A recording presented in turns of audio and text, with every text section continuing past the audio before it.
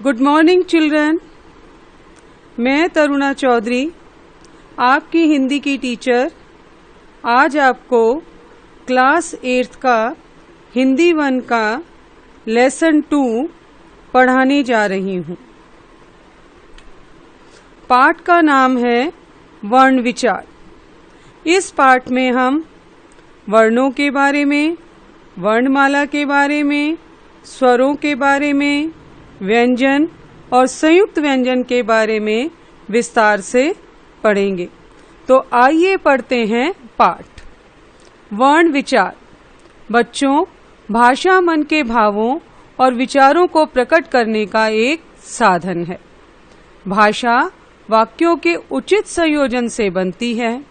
वाक्य शब्दों के उचित संयोजन से बनते हैं। यदि हम शब्दों के बारे में विचार करें तो हमें ज्ञात होगा कि शब्द वर्णों के उचित संयोजन से बनते हैं। अतः वर्ण भाषा की सबसे छोटी इकाई है, क्योंकि वर्णों के खंड नहीं किए जा सकते। तो हमें क्या याद रखना है? वर्ण भाषा की सबसे छोटी इकाई है, क्योंकि वर्णों के खंड नहीं किए जा सकते हैं। तो आइए इसे समझते हैं। एक वाक्य है, ऋतु एक अच्छी लड़की है। इस वाक्य में 5 शब्द हैं। ऋतु एक अच्छी लड़की है, और ये सभी शब्द वर्णों से मिलकर बने हैं। तो आइए ऋतु का वर्ण विच्छेद देखते हैं। र जमा ई जमा ता जमा उ, इस प्रकार बना ऋतु। इसी प्रकार एक, अच्छी, लड़की और है का भी वर्ण विच्छेद यहाँ दिया गया है। तो ये सभी क्या हैं? वर्ण। तो इस प्रकार हमने देखा वर्ण क्या होते हैं। मुख से निकली छोटी ध्वनि जिसके टुकड़े नहीं किए जा सकते, वर्ण कहलाती है। अब हम पढ़ेंगे वर्णमाला के बारे में। वर्णमाला क्या होती है? वर्णों से मिलकर वर्णमाला बनती है। जैसे मोतियों से मिलकर मोती की माला, फूलों से मिलकर फूल माला बनती है। तो यहाँ पर वर्णों को जब हम निश्चित क्रम में निश्चित स्थान पर रखते हैं तो वर्णमाला बनती है। प्रत्येक भाषा में वर्ण होते हैं। उन वर्णों को निश्चित क्रम में लिखा जाता है। वर्णों की इस व्यवस्था के लिखने को वर्णमाला कहते हैं। वर्णों की व्यवस्था के लिखने को वर्णमाला कहते हैं। और वर्णों का व्यवस्थित क्रमबद्ध समूह वर्णमाला कहलाता है। हिंदी वर्णमाला में 48 वर्ण हैं। 48 वर्ण हैं। अ आ, इ ई, उ ऊ, री, ए ऐ, ओ औ, ये 11 स्वर हैं। 11 स्वर। अंग, यह एक अनुस्वार है। आ हा, यह विसर्ग है। कवर्ग क ख ग घ ण, चवर्ग च छ ज झ य, टवर्ग ट ठ ड ढ ण, तवर्ग त थ द ध न, पवर्ग प फ ब भ म, अंतस्थ य र ल व, ऊष्म श श स ह। इस प्रकार 33 व्यंजन है। कवर्ग, चवर्ग, टवर्ग, तवर्ग, पवर्ग, ये वर्ग बने हैं। हर वर्ग में 5-5 वर्ण हैं। अंतस्थ में 4 और ऊष्म 4 हैं। तो कुल मिलाकर 33 व्यंजन हैं। कुछ अन्य व्यंजन भी हैं, ड़ और ड़, ये 2 हैं। कुछ अन्य वर्ण जिनका प्रयोग भी हम करते हैं, लेकिन वे वर्णमाला का भाग नहीं हैं। क, ख, ग, ज और फ। इन दिए गए वर्णों में सबसे अधिक प्रयोग ज, फ और ग का होता है। हमें इन वर्णों का भी प्रयोग करना चाहिए, क्योंकि इनके प्रयोग से उच्चारण शुद्ध होता है। इन वर्णों का प्रयोग निम्नलिखित शब्दों में होता है, जैसे कलम, आवाज, खराब, गजल।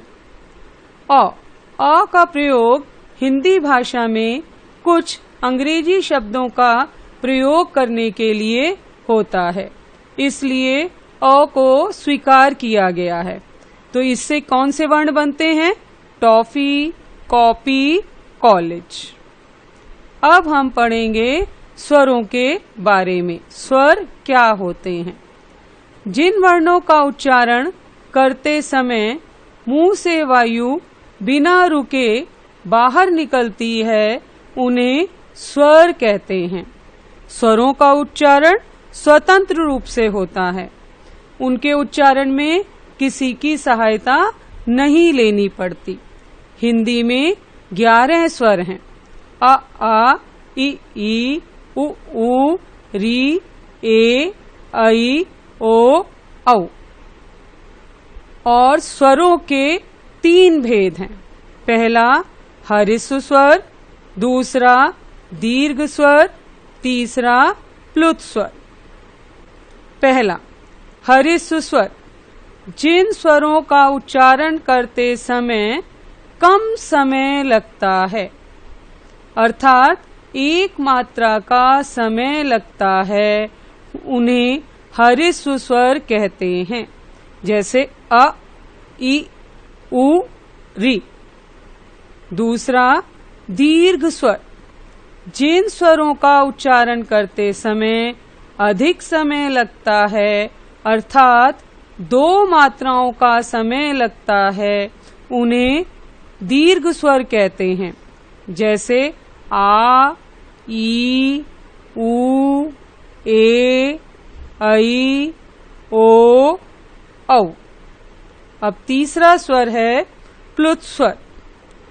जब किसी स्वर का उच्चारण करते समय 2 मात्रा काल से, यानी कि 2 मात्राओं के समय से अधिक समय लगे, तो उसे प्लुत स्वर कहा जाता है। उन स्वरों के आगे 3 का अंक लिख दिया जाता है। जैसे ओम में हम देखते हैं ओ के बाद 3 बना हुआ है, जिसका मतलब है ओ को हमें अधिक देर तक बोलना है। जैसे ओम।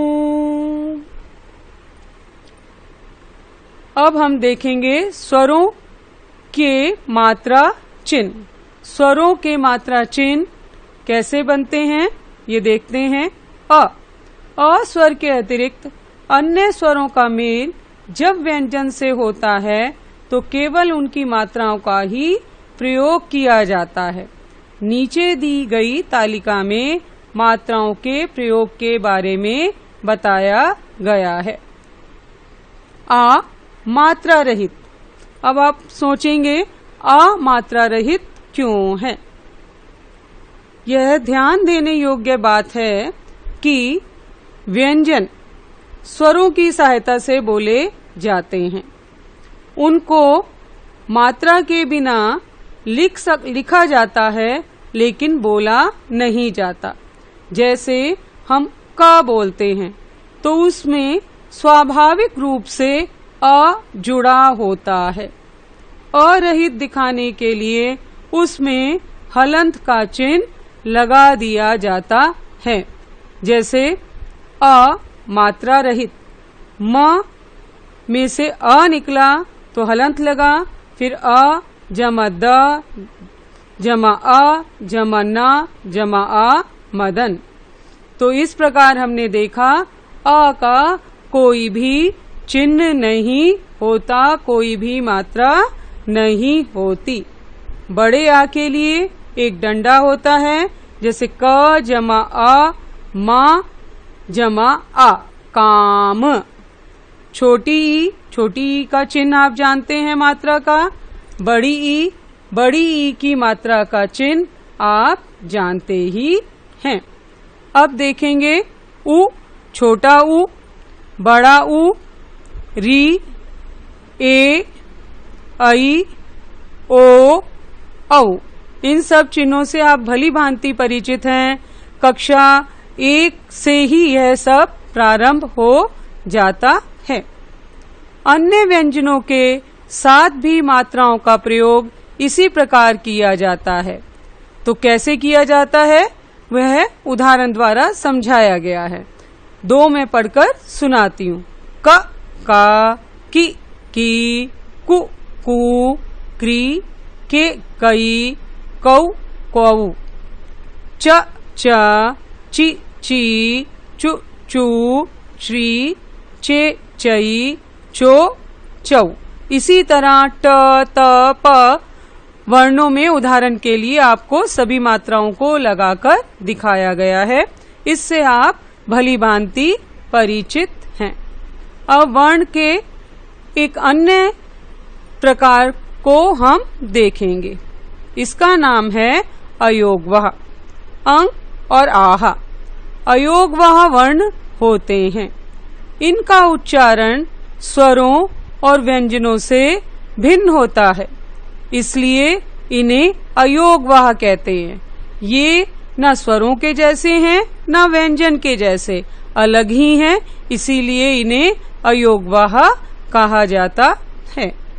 अनुस्वार, जब किसी वर्ण का उच्चारण करते समय हवा नाक से ही निकले तो उस वर्ण के ऊपर बिंदु लगाया जाता है। इसे ही अनुस्वार कहते हैं। इसका प्रयोग स्पर्श व्यंजन के प्रत्येक पंचम अक्षर के लिए किया जाता है, जैसे ण, कंगन, ड़, पंडित, म, कंपन, या, चंचल, न, मंदित। आपने देखा ण, म, या, न। तो आप याद रखेंगे, सुविधा के लिए आप हमेशा अनुस्वार का प्रयोग करेंगे, क्योंकि आप अगर कंगन में आधा ना लगाएंगे तो वह अशुद्ध हो जाएगा। समझ में आया? तो इसलिए आपको सदा अनुस्वार का ही प्रयोग करना है। विसर्ग, इस ध्वनि का उच्चारण ह के समान होता है, जैसे अतः, पुनः, प्रातः, प्रायः आदि। अनुनासिक, जब किसी वर्ण का उच्चारण करते समय हवा मुख एवं नासिका दोनों से निकले तो वर्ण के ऊपर चंद्र बिंदु लगाया जाता है। इसे अनुनासिक कहते हैं। इसका प्रयोग भी सभी स्वरों के साथ होता है, जैसे आंख, दांत, उंगली, चांद।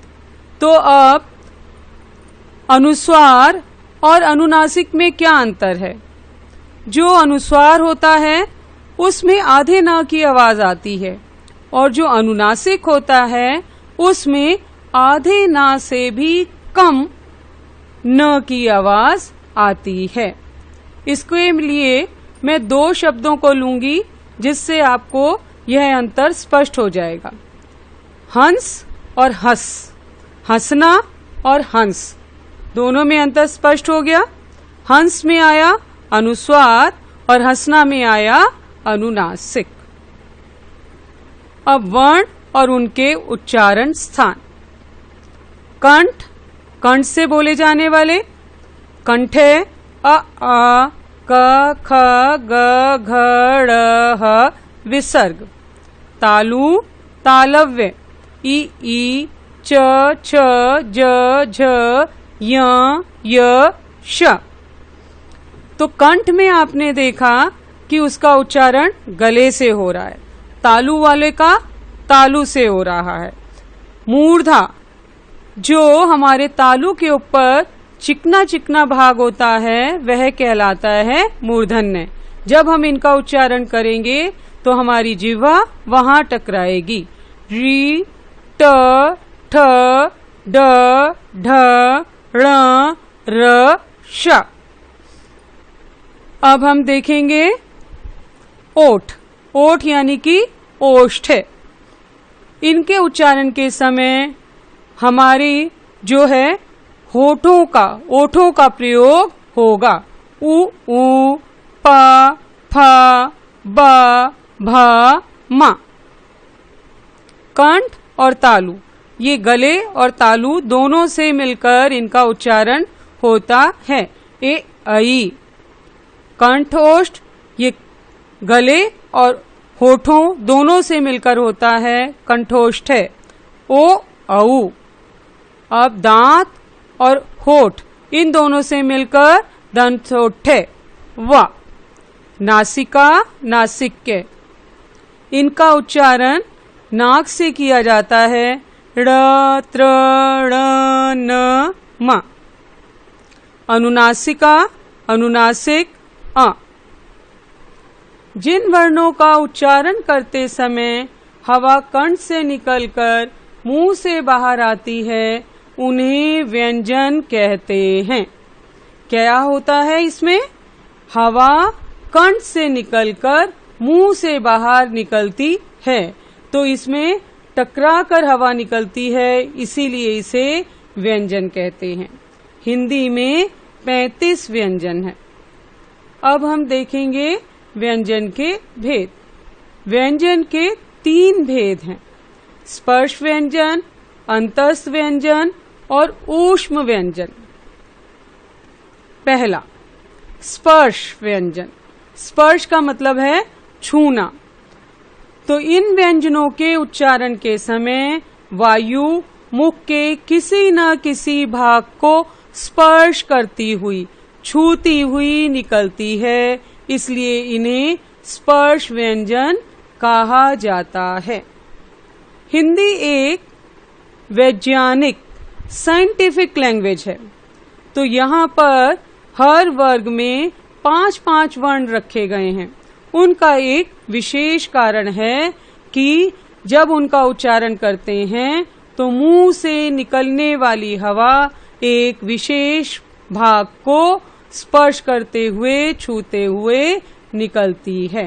तो अब मेरे साथ साथ आप भी इसका अनुभव करेंगे। कवर्ग यानी कि कंठ गले से निकलेगी तो आप गले में कंपन का अनुभव करेंगे। क, ख, ग, घ, ण। च के उच्चारण में तालु से, जो लाइनों वाला हिस्सा है दांतों के ऊपर, वहां से टकराएगी हमारी जीभ। च, छ, ज, झ, य। ट। अब उस लाइनों वाले हिस्से के ऊपर जो चिकना भाग है हमारे मुंह में, वहां से जीभ टकराएगी तालु से। ट, ठ, ड, ण, ढ, ण, ण। तवर्ग। अब तवर्ग में दांतों से त, थ, द, ध, न। पवर्ग में होठों से प, फ, ब, भ, म। तो ये सारे हमने देखे कि इनके उच्चारण में हवा कहीं ना कहीं स्पर्श करती है, इसलिए इन्हें स्पर्श व्यंजन कहते हैं। अब हम पढ़ेंगे अंतस्थ व्यंजन।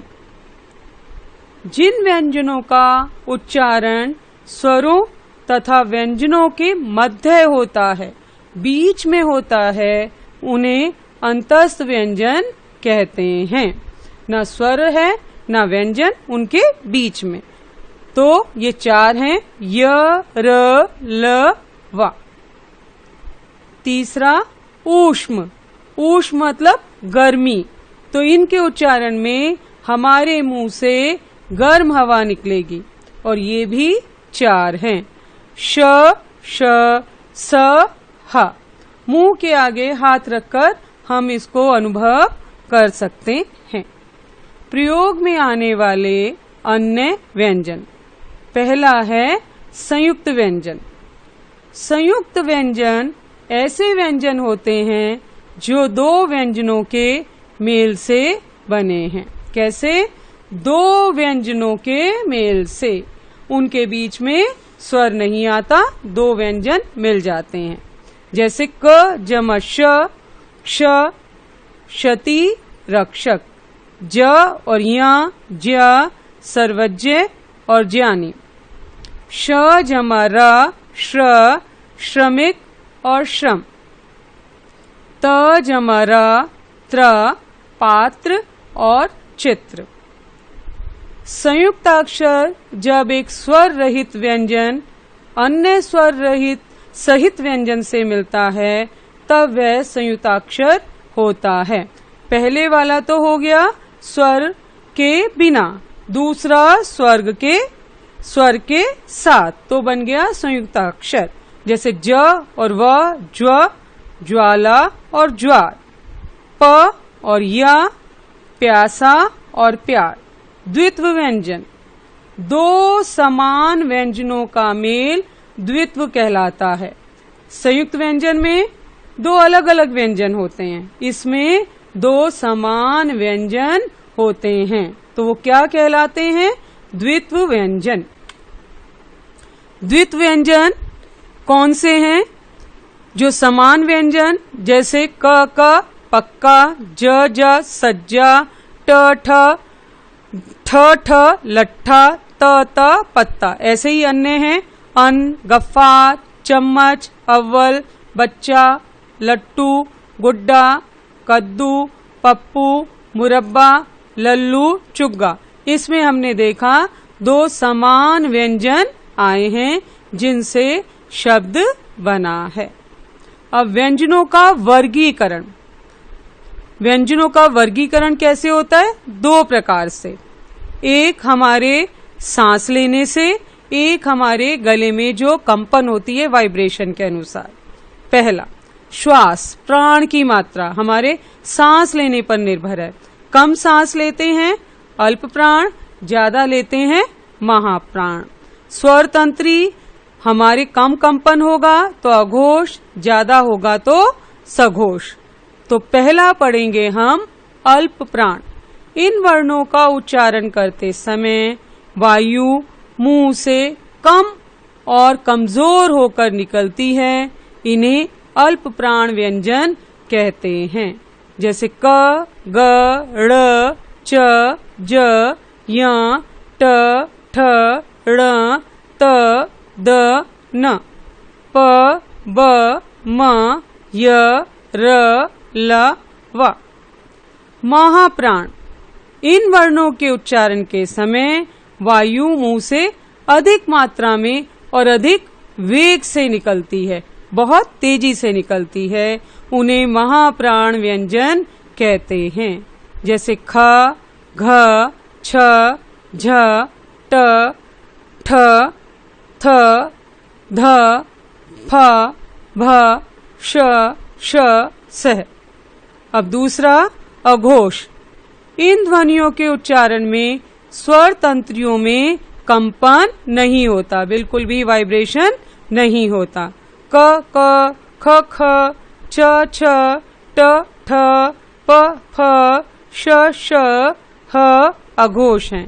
प्रत्येक वर्ग के पहला और दूसरा वर्ण श व सभी अघोष हैं।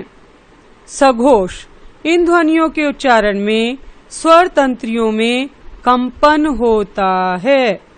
ग, ग, घ, ण, ज, झ, य, ढ, ड़, ढ, ढ, द, ध, न, ब, भ, म, र, ल, व, ह। ये सघोष होते हैं। प्रत्येक वर्ग के तीसरे और चौथे और पांचवें वर्ण और य, र, ल, व, ह सघोष होते हैं। अब हम जानेंगे व्यंजन गुच्छ, व्यंजनों का गुच्छा। उच्चारण और लेखन की दृष्टि से व्यंजन गुच्छ का विशेष महत्व है। व्यंजन गुच्छ में दो या दो से अधिक व्यंजनों का संयोग होता है, जुड़े हुए होते हैं। उदाहरण के लिए पक्का, मक्खन, कष्ट, प्यास, स्वास्थ्य आदि। परंपरा से इन्हें संयुक्त व्यंजन कहते हैं। तो अब हम कुछ व्यंजन गुच्छ को पढ़ेंगे। संयुक्त व्यंजन का स्वतंत्र प्रयोग। पहला, आज्ञा, ज्ञान, स्वतंत्र, त्रास, क्षत्रिय और पक्षी। दूसरा, दो व्यंजनों का संयुक्त रूप। कच्चा, चप्पल, अब्बा, अड्डा, खद्दर, कच्चा। तीसरा, दो रूपों में संधि के कारण संयुक्त रूप। जगन्नाथ, दिग्गज, दुस्साहस, सम्मान, सज्जन और उज्ज्वल। चौथा, अन्य उदाहरण है स्वागत, प्रतीक्षा, आशीर्वाद, पुण्य, आविष्कार, दृश्य, अवश्य, व्यर्थ, विद्युत, शीर्षक, काव्य, उद्यान, प्रतीक, गर्जन, शीर्षक, उद्भव, हार्दिक, पर्व, दर्पण, क्षम्य, आराध्य, गम्य, स्पंदन, श्वास। अब वर्णों के उच्चारण स्थान। हिंदी वर्णमाला में अनेक ध्वनियां हैं। इन ध्वनियों का उच्चारण करते समय मुंह से कोई न कोई अवयव यानी कि भाग सक्रिय हो जाता है। पार्ट हमारा जो है ज्यादा एक्टिव हो जाता है।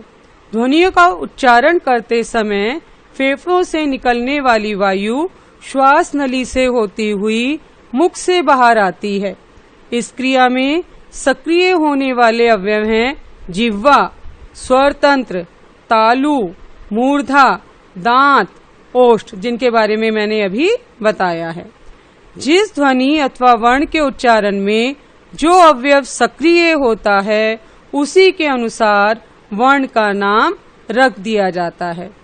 तो कुछ ऐसे हैं जिनका उच्चारण नाक से होता है, इसलिए उन्हें नासिक्य वर्ण भी कहते हैं। तो आइए समझें।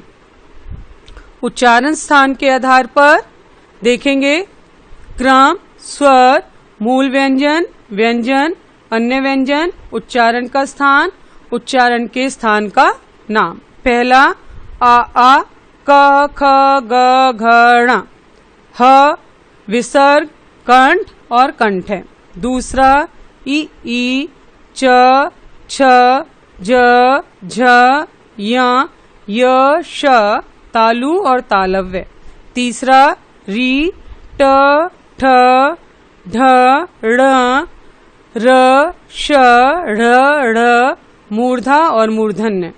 त, थ, द, ध, न, ल, स, दांत और दंत। पांचवा, उ, पवर्ग, प, फ, ब, भ, म, ओष्ठ और ओष्ठ। अंग, अनुनासिक, का और अनुनासिक। सातवां, ए, ऐ, कंठ तालु, कंठ तालव्य। आठवां, ओ, औ, कंठ ओष्ठ, कंठ ओष्ठ। नौवां, व, दंत ओष्ठ, दंत ओष्ठ। अंग, ण, य, ण, न, म, अनुस्वार, नासिका और नासिका। और कुछ उच्चारण के समय हम गलत बोलते हैं तो उनको हम देखेंगे। सहस्त्र, शून्य, दीपावली, दवात, गुरु, सामाजिक, ग्रहित, प्रभु, वनस्पति, दयालु, नाराज और पशु। अब हमें इस पाठ में क्या याद रखना है? भाषा की सबसे छोटी इकाई वर्ण। दूसरा, वर्णों का निश्चित क्रम वर्णमाला। तीसरा, हिंदी वर्णमाला में 48 या 48 वर्ण होते हैं। फोर्थ, वर्णों के दो भेद, स्वर और व्यंजन। फिफ्थ, व्यंजनों के मुख्य रूप से 3 भेद, स्पर्श, अंतस्थ और ऊष्म। 6th, दो समान व्यंजनों का मेल द्वित्व व्यंजन। 7, जिन वर्णों का उच्चारण करते समय वायु मुख से बिना रुके बाहर निकले उन्हें स्वर कहते हैं।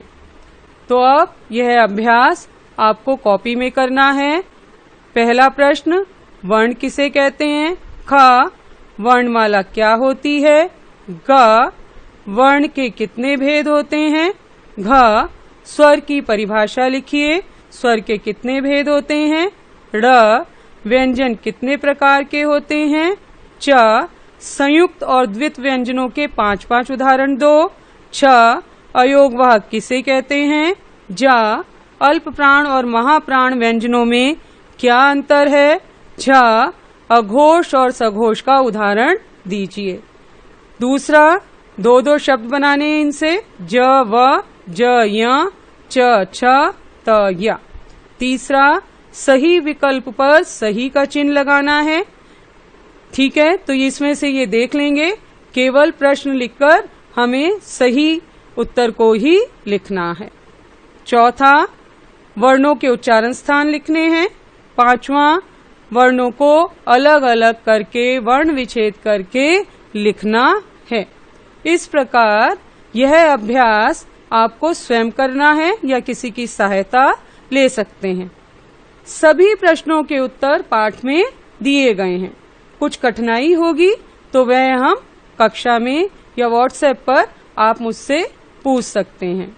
आप यह सारा कार्य हिंदी फर्स्ट की कॉपी में करेंगे और उसकी PDF बनाकर गूगल क्लासरूम में सेंड कर देंगे। और एक आवश्यक कार्य कि इस वीडियो को YouTube पर देखने के बाद कमेंट बॉक्स में जाकर अपना नाम और क्लास लिखकर कमेंट जरूर करना है। धन्यवाद।